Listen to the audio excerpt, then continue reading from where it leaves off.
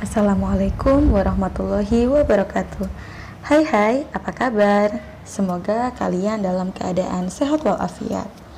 Nah, hari ini kita akan belajar tentang tema 1, muatan pelajaran bahasa Indonesia.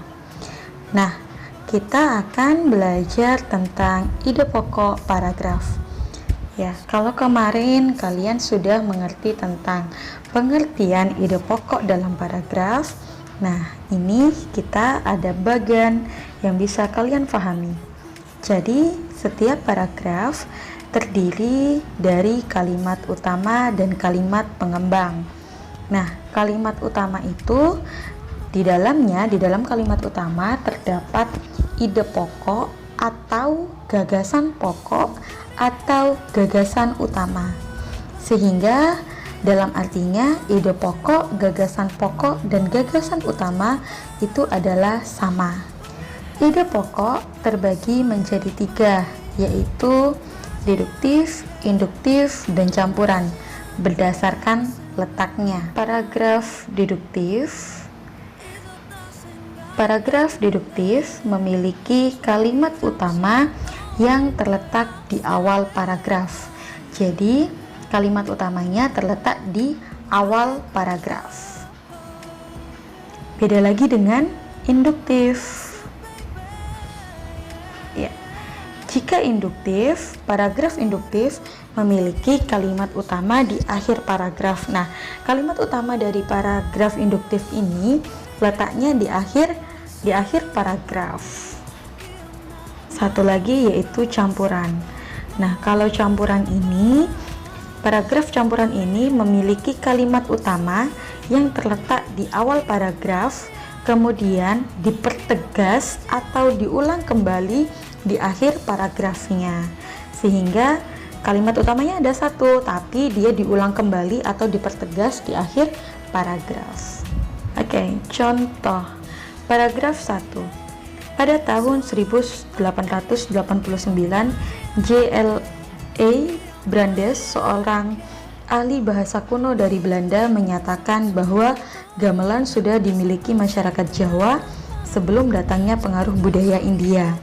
Sementara itu, menurut mitologi Jawa, gamelan diciptakan oleh Sang Hyang Guru yang merupakan dewa penguasa tanah Jawa yang berdiam di Gunung Lawu.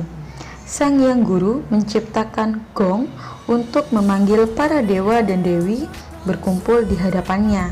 Setelah itu, ia menciptakan alat-alat musik lainnya dengan tujuan agar para dewa dan dewi memahami pesannya melalui bunyi yang berbeda. Alat-alat musik yang diciptakan oleh Sang Hyang Guru itulah yang kemudian menjadi cikal bakal alat musik di kesenian gamelan. Itulah beberapa pendapat yang berkembang di masyarakat mengenai asal mula munculnya kesenian gamelan di Indonesia, khususnya di tanah Jawa. Sumber Bravo dengan penyesuaian.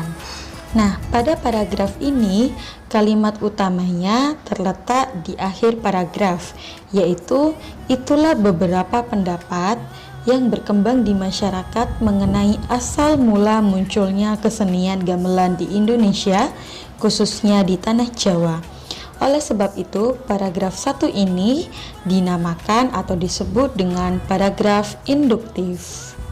Contoh yang kedua, paragraf kedua. Angklung merupakan salah satu jenis alat musik tradisional Indonesia. Menurut mitologi Bali, angklung berasal dari kata ang dan lung. Ang berarti angka atau nada, sedangkan lung berarti patah atau hilang. Jika kedua kata digabungkan, angklung dapat diartikan sebagai nada atau laras yang tidak lengkap. Angklung terbuat dari bambu. Terciptanya alat musik angklung terinspirasi dari pandangan hidup masyarakat Sunda yang agraris. Alat musik ini memang berkembang dalam kalangan masyarakat Sunda di Jawa Barat. Nah, dari paragraf ini, kalimat utamanya adalah angklung merupakan salah satu jenis alat musik tradisional Indonesia. Nah, kalimat utama ini terletak di awal paragraf, sehingga Paragraf 2 ini atau contoh kedua ini disebut sebagai paragraf deduktif.